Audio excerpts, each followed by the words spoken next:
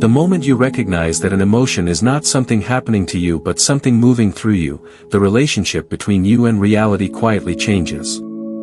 Emotions are not private reactions trapped inside the body. They are broadcast signals.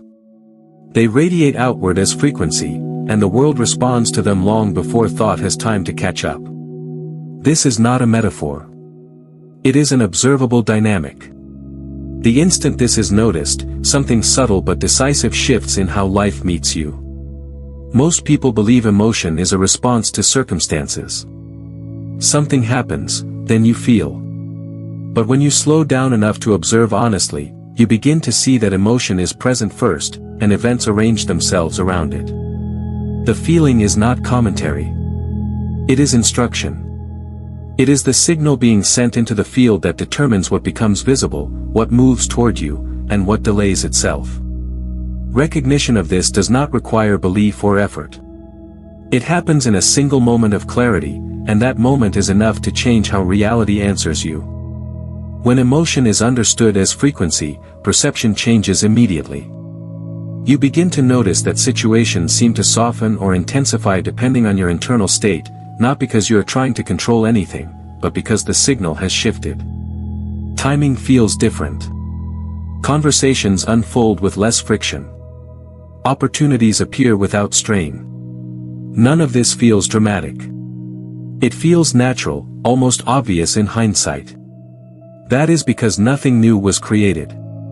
Something was recognized that had always been operating. The key is that recognition itself alters the signal. You are no longer unconsciously identified with emotion as reaction. You are aware of it as broadcast. That awareness changes the coherence of the frequency without needing to adjust the emotion or replace it. Even discomfort loses its grip when it is seen clearly as a transmission rather than a problem. The field responds to clarity faster than it responds to intention. This is why things begin to rearrange without effort the moment this insight lands. Reality does not wait for you to perfect your emotional state. It responds to coherence, not positivity. The moment you see emotion as frequency, the signal stabilizes. There is less internal contradiction. Less resistance. Less unconscious interference. This alone bends the way events line up. People often mistake this for luck or coincidence, but it is neither. It is responsiveness. The field is always answering. Most people simply do not realize what they are saying. What makes this moment so important is that it does not ask you to change who you are. It does not demand discipline or control. It only asks you to notice what has already been true.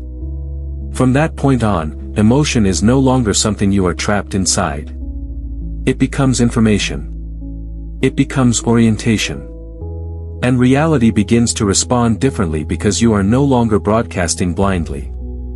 If this recognition is landing for you, if something in this explanation feels familiar rather than new, that is not accidental. It means the signal is already stabilizing.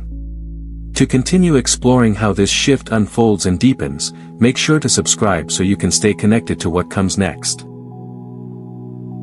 Once emotions are seen as frequencies, it becomes clear why intention alone so often fails to move reality. Intention is a thought-level directive. Emotional frequency is the actual signal. When the two are aligned, outcomes unfold smoothly. When they contradict each other, reality follows the stronger broadcast every time. This is not because intention is weak, but because intention does not operate at the level where reality organizes itself. Most people aim their intentions forward while their emotional frequency points backward. They say they want change, abundance, clarity, connection, yet the emotional signal underneath is tension, urgency, doubt, or self-protection. The field does not respond to what is being asked for. It responds to what is being emitted. Desire alone carries no organizing power if it is not coherent with the emotional state that accompanies it. This is why effort-heavy intention feels exhausting. It is compensating for contradiction. The mind is trying to override a signal it does not recognize as active. From the inside, it feels like pushing. From the outside, it looks like delay. Reality is not resisting the intention. It is simply reflecting the emotional frequency that is already present and more stable than the thought trying to replace it. Coherence is the deciding factor.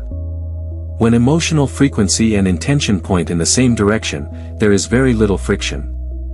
Action feels simple. Timing feels precise. Results arrive without drama. When they are misaligned, even well-formed intentions stall. This is not a punishment or a lesson. It is mechanical. The field mirrors what is most consistent, not what is most desired. Surface affirmations fail for this reason.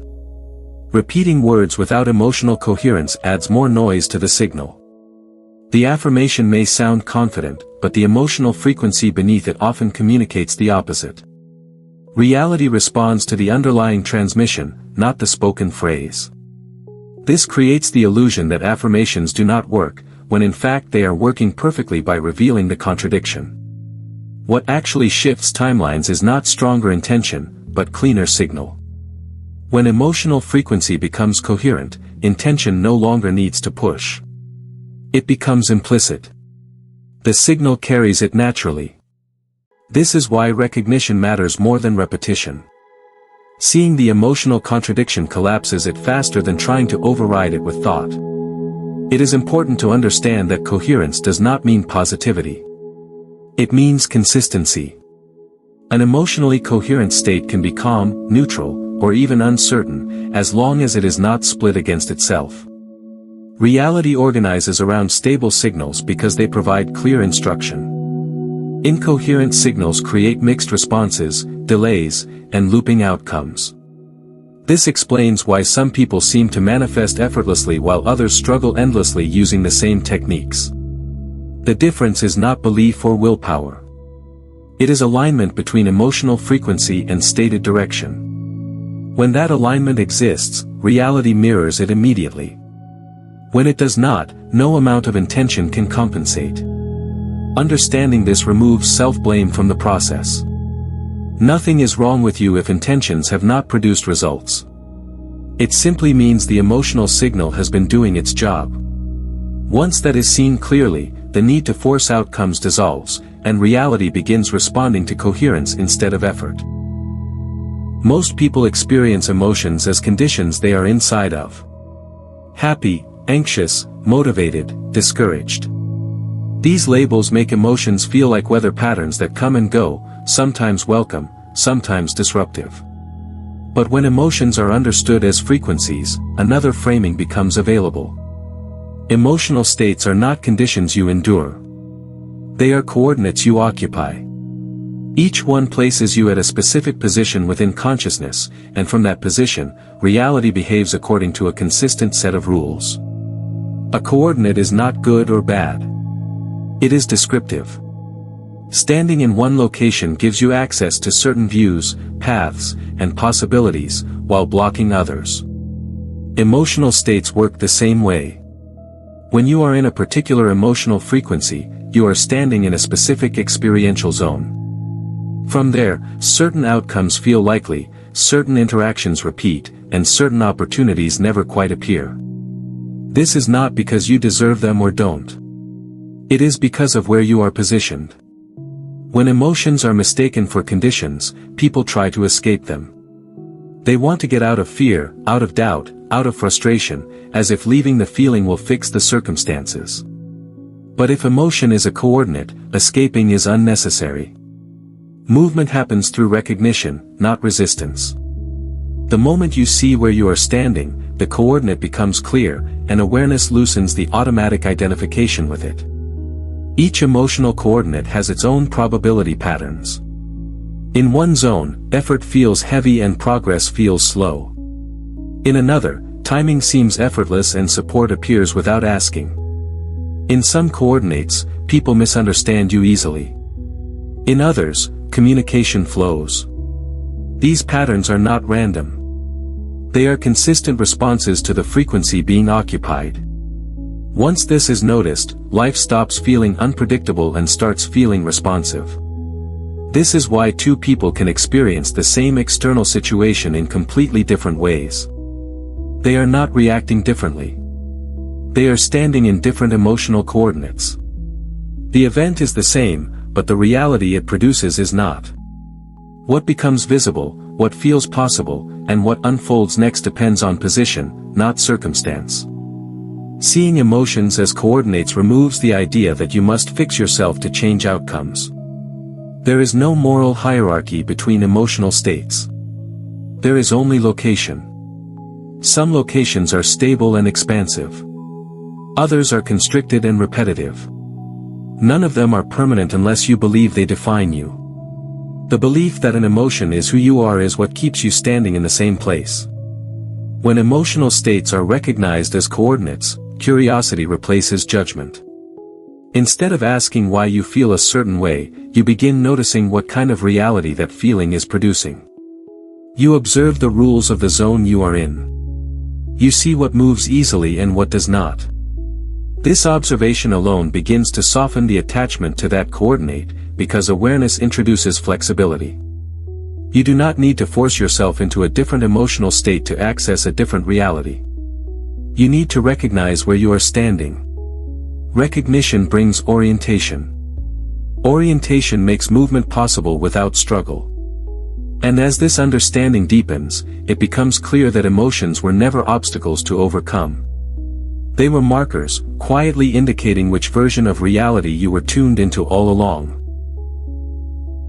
Timelines do not respond to how hard you try to move forward. They respond to how closely you match them. This is where the idea of linear progress quietly breaks down. Reality is not waiting at the end of effort. It is already present as multiple concurrent possibilities, and movement between them happens through resonance, not pushing. When this is seen clearly, the pressure to advance dissolves, and a different logic takes its place. What we call a timeline is not a path stretching into the future. It is a probability stream existing alongside many others in the same moment. Each stream carries its own pace, its own patterns, its own version of events. You do not travel to these timelines over time. You tune into them. Emotional frequency is the tuning mechanism. It determines which stream becomes active and experiential. Effort assumes distance. Resonance assumes proximity. When you try to force outcomes, you are operating under the assumption that what you want is far away and must be reached. Resonance works differently. It brings into view what already exists but was previously inaccessible because the emotional signal did not match it. Nothing moves closer. You move into alignment. This is why emotional alignment matters more than action. Action taken from misaligned frequency often reinforces the same timeline it is trying to escape. The behaviors look productive, but the outcomes repeat. When emotional frequency shifts, the same actions produce entirely different results, or become unnecessary altogether. The timeline responds not to motion, but to match. At any given moment, countless probability streams are available. Some are heavy and slow, marked by friction and repetition. Others are responsive and fluid, marked by ease and precision. These streams are not earned. They are selected. Emotional frequency determines which one you are standing inside. The selection is constant and automatic. Most people simply do not realize it is happening. When emotional alignment occurs, the sense of time itself changes. Waiting loses its charge. Urgency fades. Things seem to arrive at the right moment without planning. This is not because time has sped up or slowed down, but because you are no longer trying to move through it. You are resonating with a stream where the sequence already fits. This reframes struggle entirely. If effort is required to make something happen, it often indicates that the timeline being accessed is not coherent with the emotional signal. More effort does not correct this. It amplifies the mismatch. Resonance, on the other hand, feels quiet. It feels like recognition rather than pursuit. The correct timeline does not need to be chased because it is already present. Understanding this removes the idea that progress must look like accumulation. You are not building toward a future self or future outcome. You are selecting among existing possibilities through alignment. Emotional coherence narrows the field until one stream becomes dominant and experiential. This is not dramatic. It is precise. Once this is seen, patience stops being a virtue you must practice and becomes a natural byproduct of understanding. You are no longer waiting for life to change. You are allowing the matching timeline to come into focus. And when it does, movement happens without force, because nothing needed to be moved at all. Delays are often misunderstood as obstacles or tests, but they are better understood as indicators of coherence. When emotional frequency is inconsistent, reality responds inconsistently. Events hesitate, outcomes fragment, and timing stretches. This is not because something is being withheld, but because the signal does not yet provide clear instruction. When emotional coherence stabilizes, delays collapse on their own, without pressure or force. Emotional coherence means the frequency you are broadcasting is steady rather than reactive. It is not about intensity or positivity. It is about internal agreement. When emotion, expectation, and perception are no longer pulling in different directions, the signal becomes clear. Reality responds quickly to clarity. It reorganizes itself around what is most stable, because stable signals are easier to mirror. This is why waiting often ends suddenly. One moment nothing appears to be happening. The next, several things move at once. It can feel like acceleration, but what is actually happening is reorganization. Events that were previously misaligned fall into sequence because the emotional frequency holding them apart is no longer present. Nothing new was created. The conditions for response simply became coherent. Force extends delay. When effort is applied from a place of impatience or urgency, it introduces noise into the signal. The emotional frequency communicates that something is missing or late, and reality mirrors that message precisely. More checking, more planning, more pushing do not solve the delay. They stabilize it. Coherence shortens waiting because it removes contradiction, not because it demands speed. Sustained coherence matters more than brief alignment. Emotional spikes, even positive ones, do not reorganize timelines if they are followed by doubt or tension. Reality responds to what persists. When coherence is maintained without effort, events begin to cluster naturally. Conversations happen at the right moment. Information arrives before it is needed. Opportunities appear without chasing. These are not rewards. They are responses. What makes this process difficult to trust is that coherence feels uneventful. There is no internal drama announcing that things are about to change. In fact, coherence often feels quieter than the emotional states that preceded it. This quiet is not absence. It is signal stability. Reality does not need excitement to respond. It needs consistency. As coherence deepens, you may notice that your relationship with time changes. Waiting no longer feels like delay. It feels neutral. There is less monitoring, less anticipation. This neutrality removes the pressure that keeps timelines stretched. When pressure drops, sequence tightens. Events no longer need to be spaced out to manage contradiction.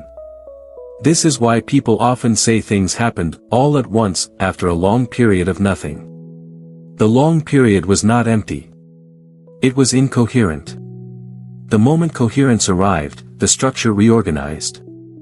From the outside, it looks sudden. From the inside, it feels inevitable. If what you're hearing resonates, if you recognize this pattern in your own experience, take a moment to acknowledge it. Hit the like button as a signal of resonance, not support. Recognition strengthens coherence, and coherence is what reality responds to most directly. Intensity is often mistaken for power, especially when it comes to emotion. Strong feelings feel like they should move reality faster. Excitement, motivation, passion, urgency all seem like forces that ought to create change. But intensity is not what timelines respond to. Persistence is. Reality does not organize itself around what flares brightly for a moment. It organizes around what remains. A fleeting emotional spike is unstable by nature.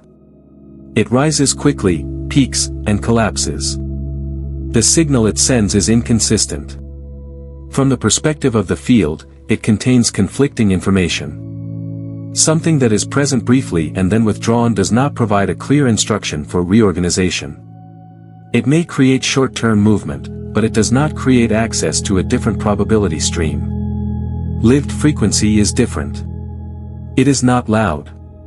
It is not dramatic. It is the emotional state you return to when nothing is demanding your attention. It is what remains when excitement fades and reaction settles. This frequency carries far more organizing power than any emotional surge, because it is coherent over time. Persistence gives the field something stable to respond to. This is why people experience breakthroughs followed by collapse. The breakthrough is real, but the frequency that accessed it was not maintained. Intensity created a temporary opening. Persistence determines whether that opening becomes a doorway or closes again. Reality responds to what you consistently inhabit, not what you briefly touch. Emotional persistence does not require effort. In fact, effort often disrupts it. Persistence emerges when identification with emotional spikes fades and the system settles into a steady signal. This steadiness may feel ordinary compared to excitement, but it is far more effective. It tells reality that the coordinate has been occupied, not visited.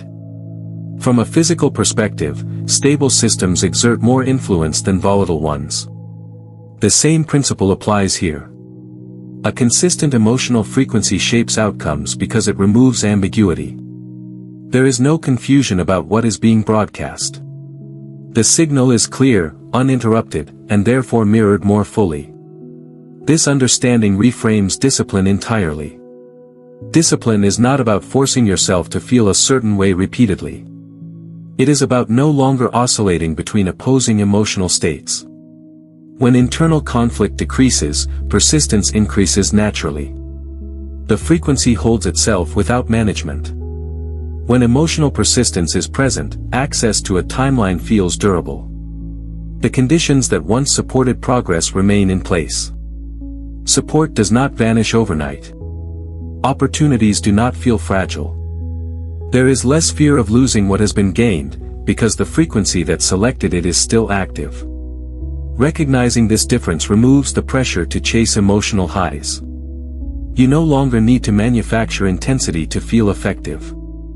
You pay attention to what you are living from, not what you momentarily generate. That shift alone stabilizes outcomes. If you recognize the difference between emotional spikes and lived frequency in your own experience, take a moment to name it. Leave a comment with a recognition or declaration of what you are noticing. Articulating awareness reinforces persistence, and persistence is what keeps the timeline accessible. There is a quiet moment when reality stops following the script you expect it to follow. Nothing dramatic announces it. There is no internal declaration or external signal. You simply notice that responses feel slightly off pattern. People reply differently. Situations resolve without the usual resistance. Timing feels less predictable but more accurate. This is often the first experiential sign that a timeline is beginning to bend. What makes this moment easy to miss is its subtlety. Most people are trained to look for confirmation through big results or emotional highs. But timeline bending begins before outcomes change. It starts with feedback. The way life answers you no longer matches the habits of the old pattern. You say less and receive more. You do less and things still move. This does not feel like control. It feels like cooperation. Early signs of this shift often appear as small anomalies. A conversation that would normally escalate instead softens. A delay resolves without intervention. Someone reaches out unexpectedly at the exact moment they are needed. These moments are easy to dismiss as coincidence, but they carry a distinct quality. They feel precise. Not lucky. Not random. Precise. At this stage, nothing about your external identity has changed. Your circumstances may look the same. Your responsibilities are still present. But the way reality responds within those circumstances begins to feel less rigid. It is as if the environment has become more responsive to your internal state, even though you are not trying to influence it. This responsiveness is the field adjusting to a stabilized emotional frequency. Another sign is the reduction of friction. Tasks that once required preparation and effort unfold with fewer steps. You may notice that you are no longer bracing yourself before action. There is less internal commentary about what could go wrong. This is not because you are suppressing thought, but because the signal no longer anticipates resistance. Reality mirrors that expectation exactly. People often report that others behave differently around them during this phase. There may be more openness, fewer misunderstandings, or an unexpected willingness to cooperate.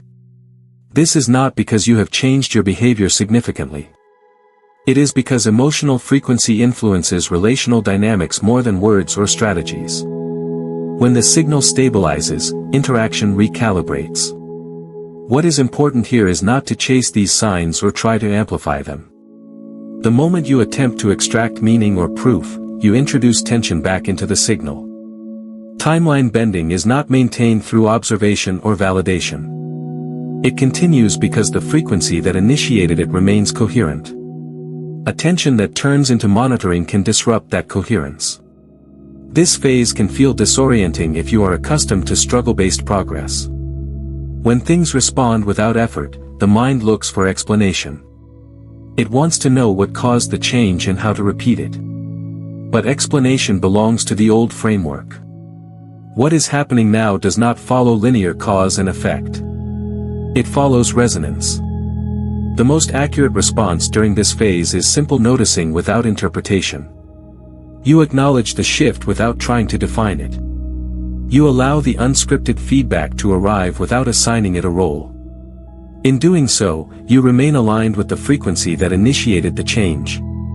This is not the end of the process. It is the first visible bend. The point where reality quietly signals that something has changed, even though nothing obvious has been done to make it happen. When emotional frequency shifts internally, the external world does not change at the same speed. This gap often creates confusion. From the inside, something feels different immediately. Perception is clearer. Reactivity is reduced. The signal feels stable. But externally, circumstances may look unchanged for a period of time. This delay is not a failure of alignment.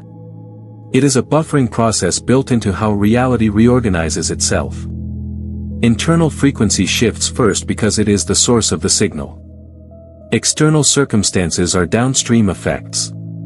They are structured arrangements of people, timing, systems, and momentum that cannot all recalibrate instantaneously. Reality adjusts through sequence, not shock. The buffer exists to preserve continuity while the new frequency becomes dominant. Problems arise when this buffering delay is misinterpreted. Many people assume that if the outer world has not yet changed, the internal shift must not be real. They begin to check for evidence. They revisit old emotional patterns. They attempt to intervene or correct the situation. In doing so, they destabilize the very frequency that initiated the shift.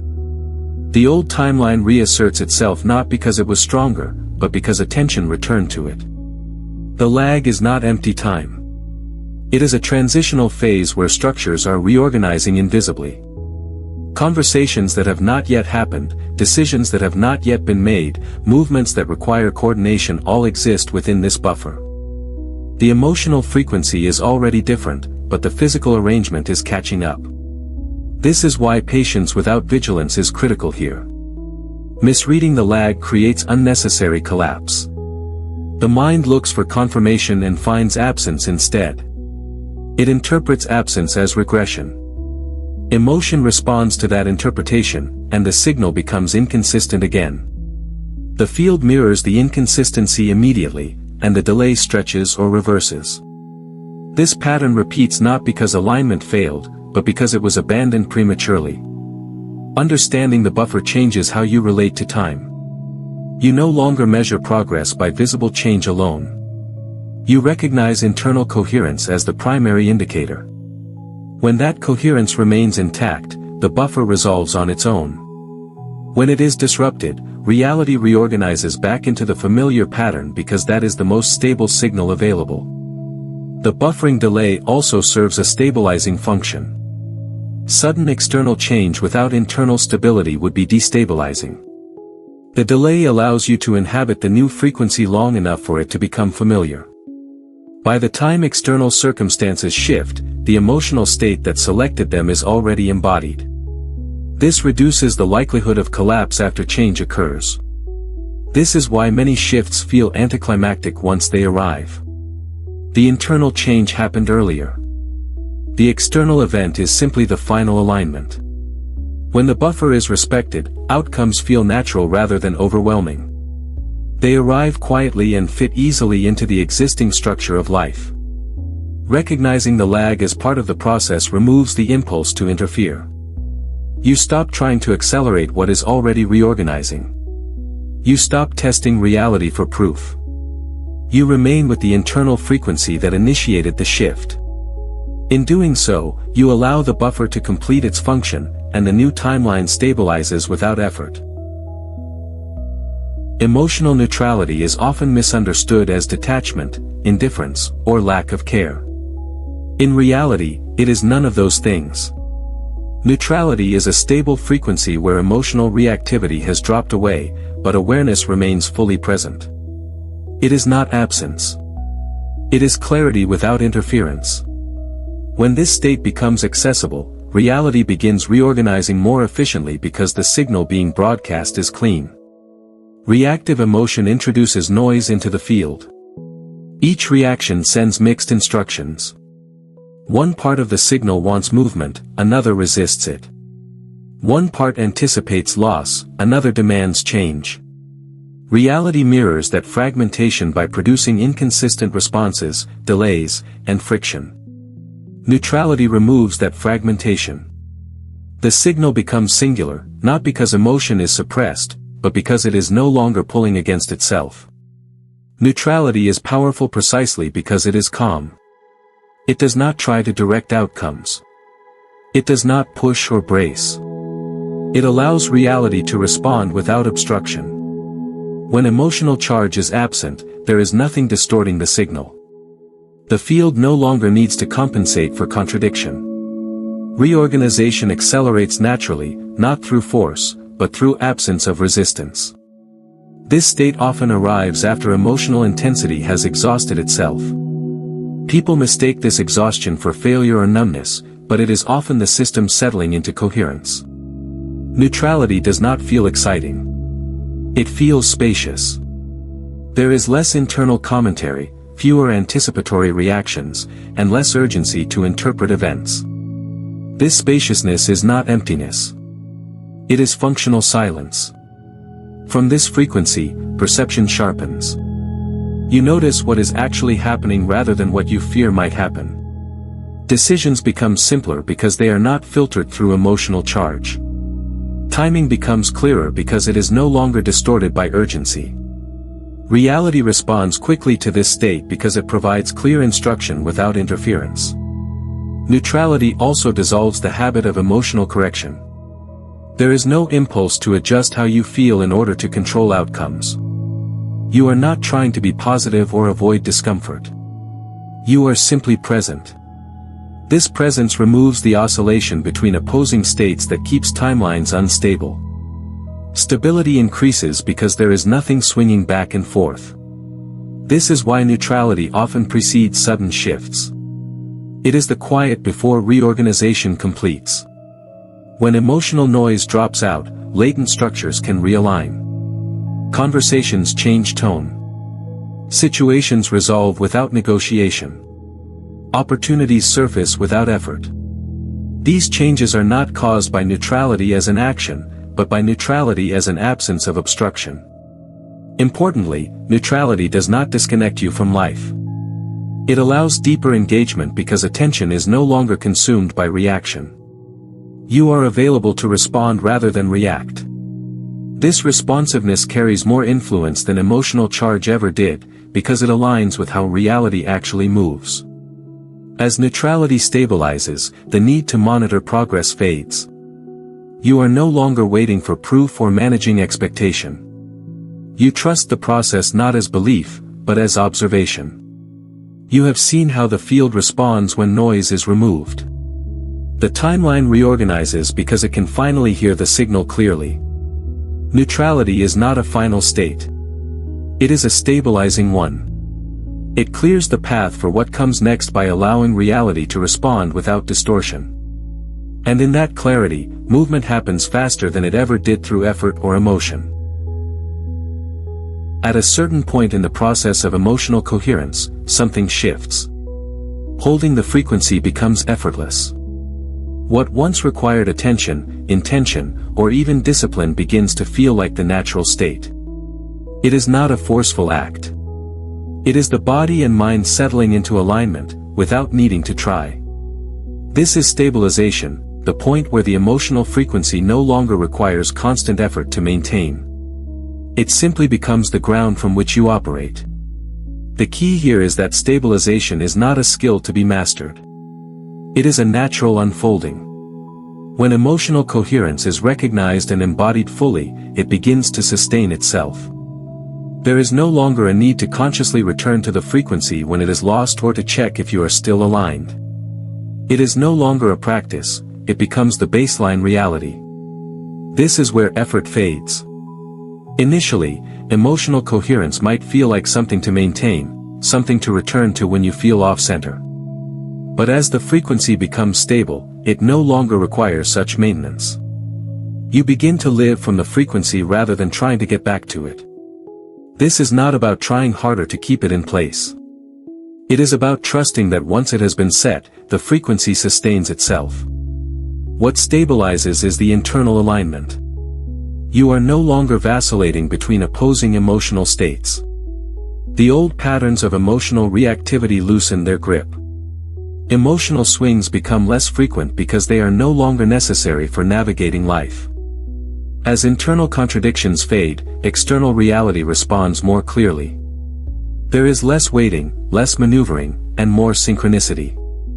At this point, emotional coherence is not something you do. It is something you are. You no longer need to remind yourself to stay aligned, or to force yourself into a better emotional state. It is effortless. The way you show up in the world, the way you interact with others, and the way you approach challenges all flow from this stable frequency. There is no longer an emotional tug-of-war. What makes this phase so powerful is its simplicity. There is no need for grand gestures or intense emotional experiences. The power comes from subtlety. It is in the calm certainty that accompanies this stability. You do not have to chase your goals, or strain to make things happen. They come to you because the signal you are broadcasting is clear and consistent. This is the beauty of effortless coherence. It doesn't need validation or proof. It simply exists, and reality reorganizes itself around it. There is no force in it, only alignment. The more you live from this place of internal stability, the less effort is required to make things manifest. Life simply begins to reflect the clarity you are embodying. This effortless state is not about suppressing emotions, nor is it about becoming numb. It is the opposite. It is about allowing emotions to flow freely, without clinging to them or pushing them away. It is about being fully present with what is, while trusting that the frequency you embody will guide you through every moment. As you stabilize into this effortless frequency, you'll notice that things shift with less resistance. Not because you are trying, but because you have stopped trying to control the outcome. You have simply aligned with the flow, and that flow now carries you forward. Old emotional triggers do not disappear because they are confronted, healed, or resolved. They dissolve because they become irrelevant. Once emotional frequency stabilizes, the mechanics that once activated those triggers no longer apply. The stimulus is still present, but the internal response it relied on is gone. Without a matching frequency, the trigger has nothing to hook into. Triggers function through resonance. A situation arises, and an emotional pattern responds automatically because the internal state matches the old timeline structure. When that structure changes, the same situation produces a different response or no response at all. This is not suppression. It is misalignment. The trigger depends on familiarity. When familiarity disappears, activation fails. This often feels confusing at first. You may notice situations that once caused a surge of emotion now pass without impact. The mind may expect a reaction that never arrives. There can be a brief moment of disorientation, as if something is missing. That missing element is the old frequency. It is no longer present to interpret the event through its former lens. Triggers do not dissolve because the external world becomes kinder or more accommodating. They dissolve because the internal signal has changed. The timeline you are now occupying operates on different rules. Emotional reactivity was a functional response within the old system. In the new frequency, it serves no purpose. The system stops generating it naturally. This is why trying to revisit old emotional patterns often feels forced or artificial. The body does not respond the way it used to. The emotional charge cannot be recreated convincingly. This is not because you are resisting it, but because the frequency that sustained it is no longer active. The signal has moved on. Importantly, this process does not require vigilance. Watching for triggers keeps them relevant. Waiting to see if they appear reinforces the old expectation. When frequency shifts, triggers dissolve without observation. They fade because the internal environment no longer supports their operation. This also explains why some people feel uneasy when triggers disappear. The identity that formed around managing emotional reactions loses its role. There can be a sense of emptiness or loss, not because something valuable is gone, but because the system is no longer organized around defense or anticipation. That space is not a problem. It is capacity. As triggers lose their grip, responses become more proportionate. Events are met directly rather than filtered through past associations. Communication becomes clearer because emotion is no longer hijacking interpretation. Decisions feel simpler because they are not distorted by old reactions. Life feels less personal in the reactive sense, but more intimate in the present sense. This change is not something you maintain. You cannot force triggers to stay gone. If the frequency remains stable, the old mechanics remain inaccessible. If frequency shifts back, triggers can return. This is not a failure. It is feedback. The system responds to what is active. The key understanding is that triggers were never enemies to defeat.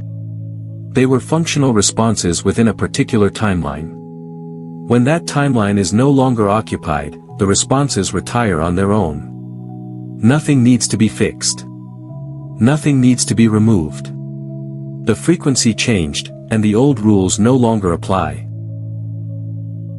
Control arises when there is uncertainty about how reality responds. It is an attempt to manage outcomes by staying ahead of possibility, monitoring variables, and correcting course before something goes wrong.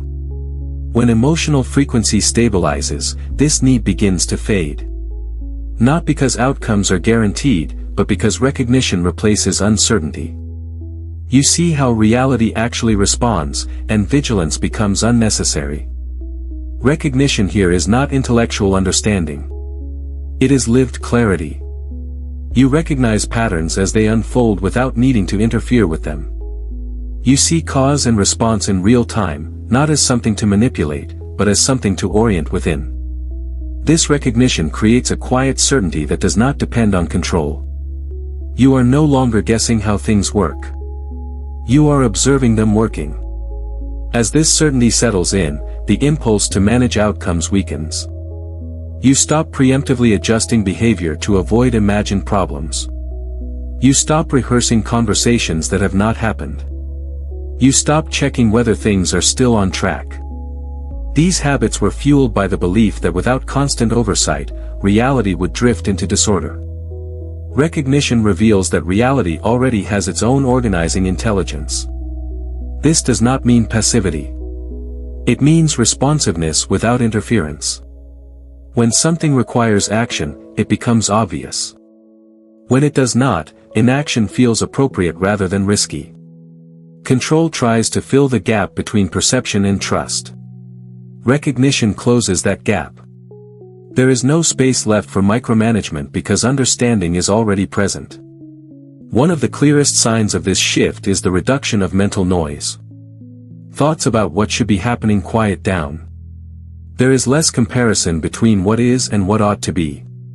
Decisions are made closer to the moment they are needed, rather than in advance.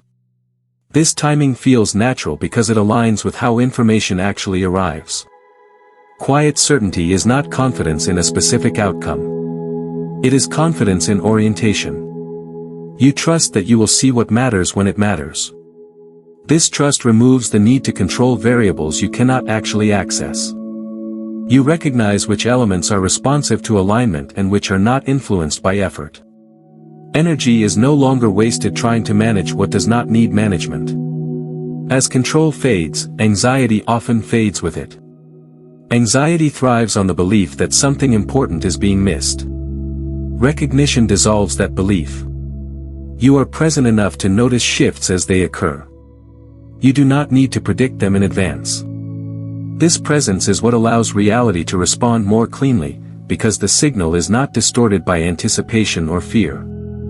This phase can feel unfamiliar if you are used to equating responsibility with control. Letting go of vigilance may initially feel like carelessness. But over time, the results speak for themselves. Outcomes do not worsen. They improve. Not because you are doing more, but because you are no longer interfering with the natural sequence of response. Recognition replaces control by showing you that reality does not require constant supervision. It requires coherence. When coherence is present, outcomes align without pressure. You do not hold the frequency through effort. You recognize it, live from it, and allow reality to organize itself accordingly. At a certain stage, identity itself begins to reorganize. You no longer experience yourself primarily as a personality reacting to life. You begin to recognize yourself as the signal through which life is experienced. This is not a conceptual shift. It is an orientation shift. The sense of, "this is just how I am emotionally," loosens, and something quieter takes its place. For most of life, identity is built around emotional patterns. You learn who you are by how you react. Calm under pressure. Easily frustrated. Highly sensitive. Motivated by urgency. These descriptions feel personal, but they are actually descriptions of frequency. When emotional coherence stabilizes, these patterns lose their authority. You stop mistaking reaction for identity. The shift is subtle. You still experience emotion, but it no longer defines you. Anger may arise, but it is no longer who you are in that moment. Sadness may pass through, but it does not explain you to yourself. Emotion becomes information rather than self-description. This distinction changes everything, because identity is no longer tied to emotional movement. As identification loosens, reactivity decreases naturally. Not because you are suppressing emotion, but because there is no longer a self-image that needs defending or expressing through reaction. Emotional responses arise when appropriate and pass when they are done. They are not collected, rehearsed, or referenced to explain behavior.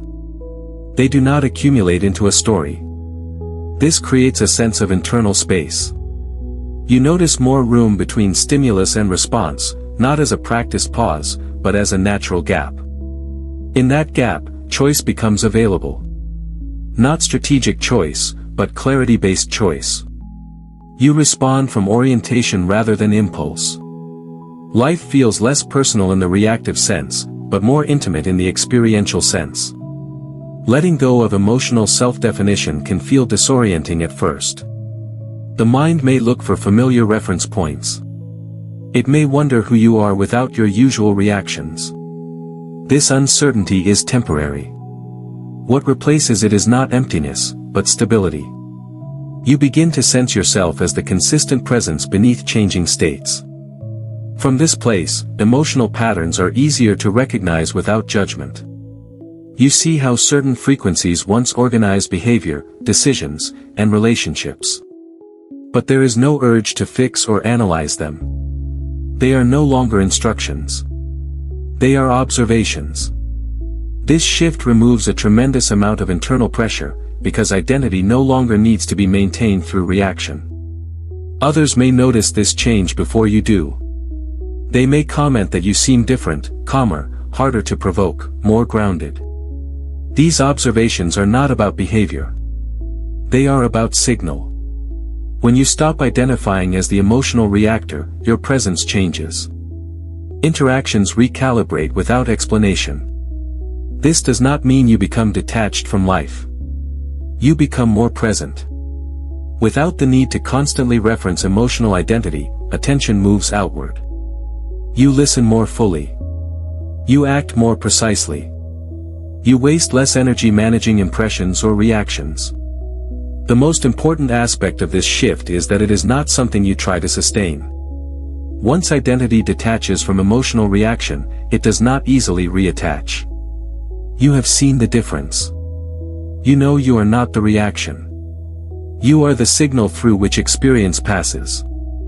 From that recognition, a quieter, more stable way of being becomes the default. When emotions are no longer mistaken for threats, authority begins to emerge naturally. Authority here does not mean dominance or control over others. It means internal clarity. It is the ability to stand in a stable orientation regardless of what emotion is present. Once emotions are understood as tools rather than dangers, there is no longer a need to manage them, suppress them, or negotiate with them. Emotional management is rooted in fear. Fear that a feeling will overwhelm you, derail decisions, or create consequences you cannot handle. This fear keeps attention locked on regulating inner states instead of responding to reality. Authority replaces this dynamic entirely. You no longer ask how to avoid feeling something. You ask what the feeling is indicating within the current context. When emotions are seen as tools, their function becomes obvious. They provide information about alignment, boundaries, and timing. Discomfort signals misalignment. Calm signals coherence. Tension highlights interference. Neutrality signals readiness. None of these states require correction. They require interpretation. Authority is the ability to interpret without reacting. This shift stabilizes decision-making immediately. Decisions are no longer rushed to escape discomfort or delayed to avoid uncertainty. You wait until clarity is present, and when it arrives, action feels clean. There is no internal debate, no second-guessing, no need to justify the choice emotionally. The decision comes from orientation, not pressure. Boundaries also become clearer. Emotional management often leads to inconsistent boundaries, because reactions dictate responses. Authority removes that volatility. You no longer set boundaries to protect emotional states. You set them to maintain coherence. This makes boundaries firmer, simpler, and less personal. They are not defenses. They are structural. Timing improves for the same reason. When emotions are managed, timing is reactive. You act too early to relieve tension or too late out of hesitation. When authority is present, timing aligns with readiness. You move when the signal is clear. You wait when it is not. This waiting does not feel passive. It feels precise. One of the most noticeable changes during this phase is the reduction of emotional negotiation. You are no longer bargaining with yourself about how you should feel before acting. You act from clarity, and emotion follows rather than leads. This reverses the old hierarchy where emotion dictated behavior. Authority restores the natural order. Others may experience this as steadiness. You become harder to rush, pressure, or manipulate emotionally. Not because you resist, but because there is nothing to hook into. Your responses are no longer driven by emotional threat or reward. They are driven by alignment. This does not make you cold or distant. It makes you reliable. People sense when your decisions are grounded rather than reactive. Trust increases because your behavior is consistent. Emotional authority communicates stability without explanation. Importantly, authority does not require vigilance. You are not constantly monitoring emotional states to maintain it. It arises because identification with emotional reactivity has already loosened. Emotions are allowed to arise, inform, and pass without taking over the system. When emotional authority replaces emotional management, life simplifies. Decisions become cleaner. Boundaries hold without force. Timing aligns without effort. You are no longer managing yourself. You are oriented. And from that orientation, action becomes both effective and inevitable. Living as a stable signal does not require withdrawal from the world. It happens in the middle of it. The world remains reactive, fast-moving, emotionally charged. What changes is not the environment, but your relationship to it. When coherence is sustained internally, it begins to influence everything it touches without needing to announce itself. A stable signal does not persuade. It does not explain. It does not correct others or attempt to regulate the environment. It simply remains consistent. That consistency has an organizing effect. People tend to slow down around it. Conversations become more focused. Emotional escalation loses momentum. This is not because you are doing something deliberately.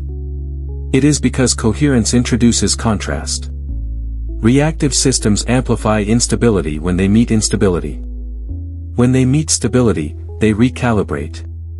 This happens automatically.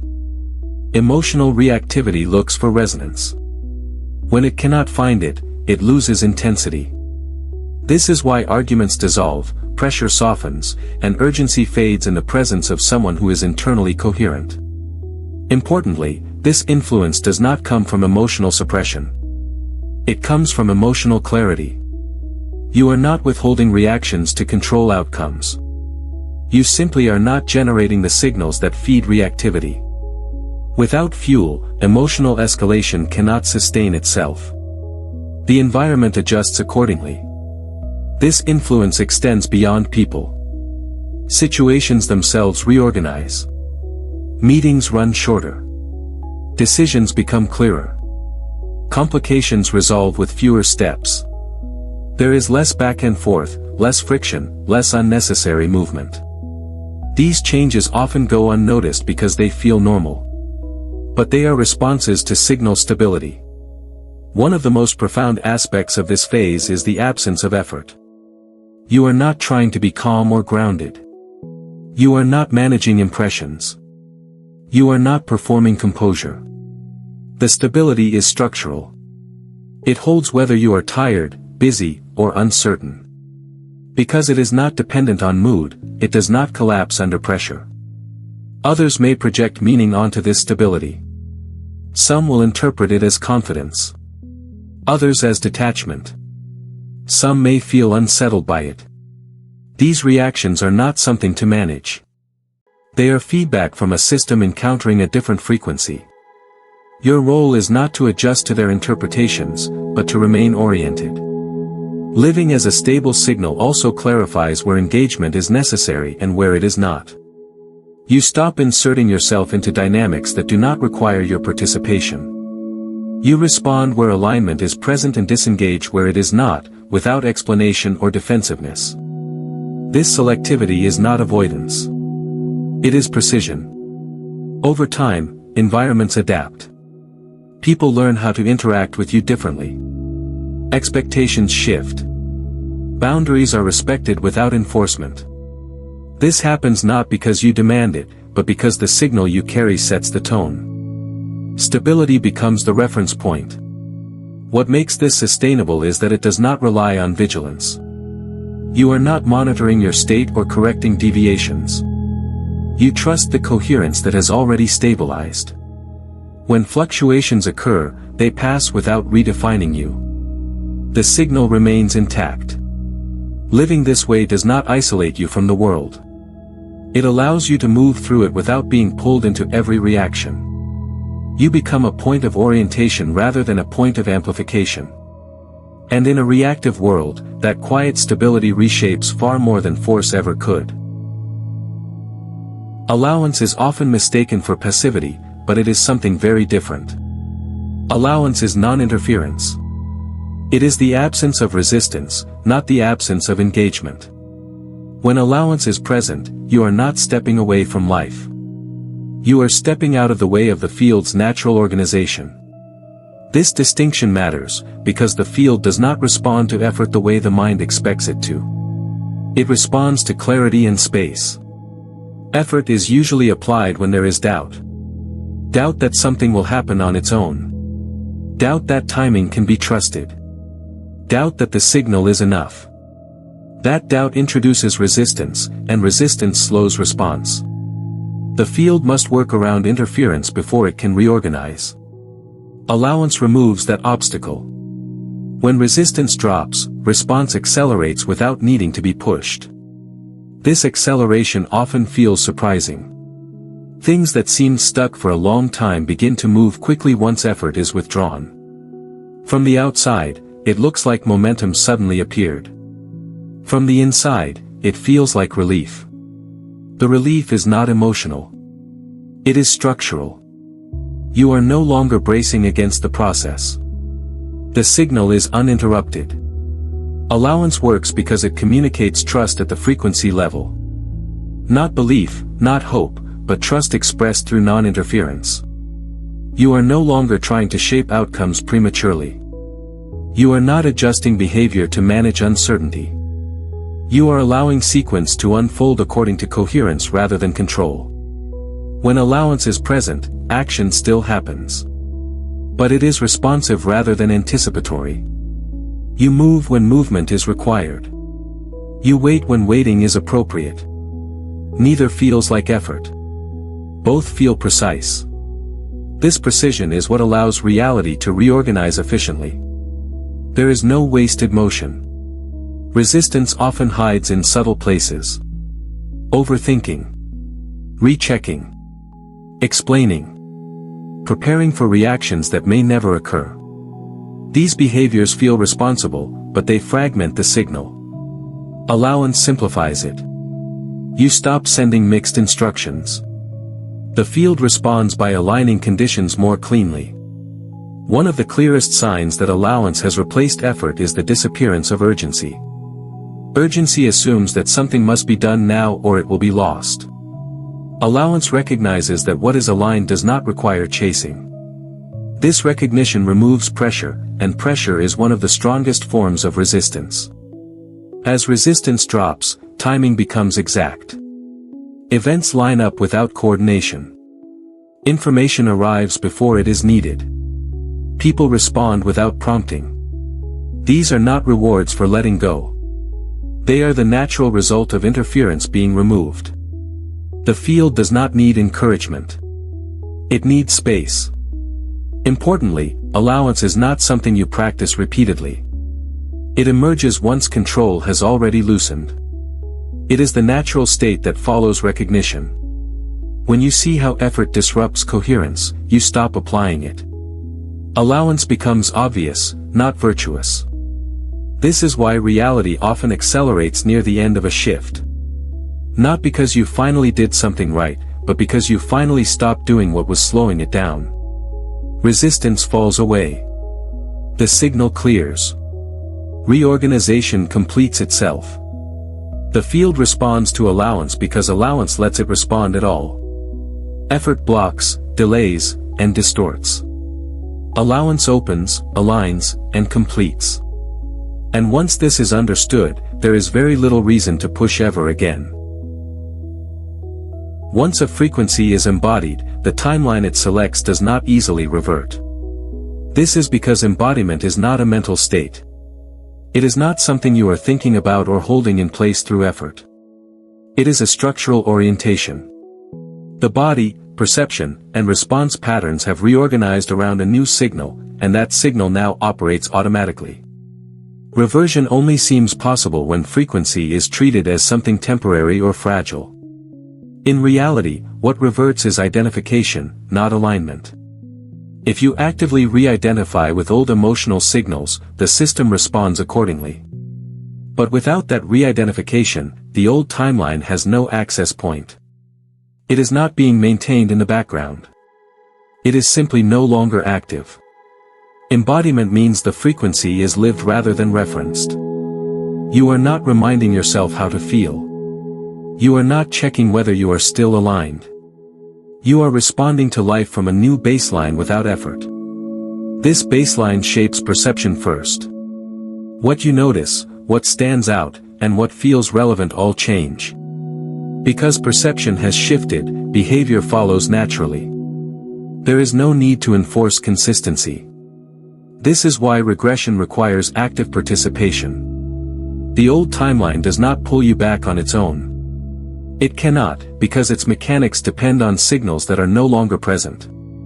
To return to it, you would need to resume familiar emotional patterns, reinterpret events through old assumptions, and reattach identity to previous reactions. That process is not accidental. It is deliberate, even if unconscious. When people worry about losing alignment, they often reinforce the very thing they fear. Monitoring, correcting, and guarding the frequency reintroduces the idea that it is unstable. That idea itself becomes a signal. Embodiment dissolves this concern because there is nothing to guard. The system has already reorganized. Another reason timelines do not revert once embodied is that the environment adapts. Relationships, routines, and expectations shift in response to the new signal. These external adjustments reinforce the alignment rather than threaten it. Even if emotional fluctuation occurs, the surrounding structure supports stability instead of collapse. It is also important to understand that fluctuation does not equal regression. Temporary emotion does not undo embodiment. Stress does not dismantle alignment. Fatigue does not reset frequency. The system is robust once stabilized. Only sustained re-identification with old emotional interpretations can reopen the previous pattern. This realization removes the fear of backsliding. Fear assumes that alignment is something to be protected. Embodiment reveals that alignment is something that has already happened. You are not standing on a narrow edge. You are standing on solid ground. As embodiment deepens, the old timeline begins to feel unfamiliar. Not painful. Unfamiliar. Its reactions feel exaggerated. Its urgency feels unnecessary. Its loops feel inefficient. This unfamiliarity acts as a natural deterrent. You are less likely to step back into something that no longer fits.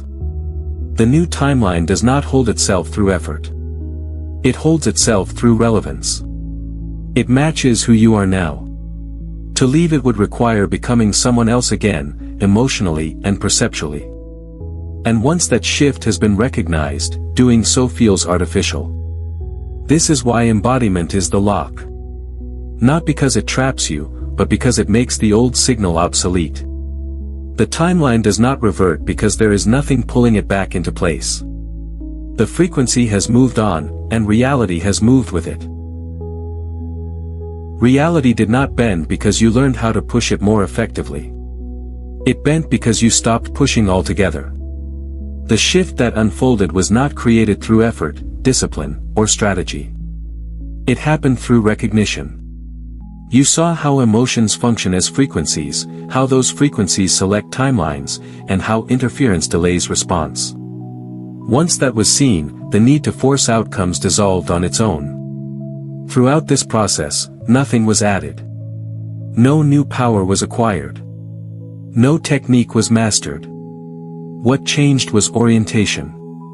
You stopped relating to emotion as reaction and began recognizing it as signal. That recognition clarified the broadcast. The field responded not because it was persuaded, but because it could finally respond cleanly. Every phase of the shift followed this same principle. Delays collapsed when coherence stabilized. Triggers dissolved when relevance disappeared. Control faded when recognition replaced uncertainty. Identity reorganized when emotional reaction lost its authority. None of this required maintenance. Each change was the natural consequence of seeing what was already operating. The reason reality now feels more responsive is not because it has become generous. It is because resistance has been removed. Resistance was never a personal flaw. It was a misunderstanding of how influence works. Once you stopped interfering with the signal through effort, correction, and vigilance, reality reorganized itself efficiently. This is why the shift feels quiet rather than dramatic. Effort creates friction. Recognition creates alignment. Alignment does not announce itself. It simply works. The absence of struggle is not emptiness. It is functionality. The system is no longer fighting itself. What you are living now is not a peak state. It is a baseline. The frequency you occupy does not require protection or repetition. It holds because it fits. The timeline you are in does not need to be defended. It remains active because it matches who you are being. This understanding changes how you relate to the future. There is no longer a need to plan your way into alignment. You trust orientation over prediction. You respond instead of anticipate. You allow instead of push. This does not reduce your agency. It restores it by placing it where it actually works. If challenges arise, they no longer threaten the alignment. They are met from clarity rather than reaction. If emotion arises, it informs rather than defines. Nothing needs to be fixed or forced. The signal remains coherent because recognition remains present. Reality bends not because you command it, but because you stopped resisting how it responds. You did not conquer the system. You aligned with it. That alignment is what continues to shape experience without effort.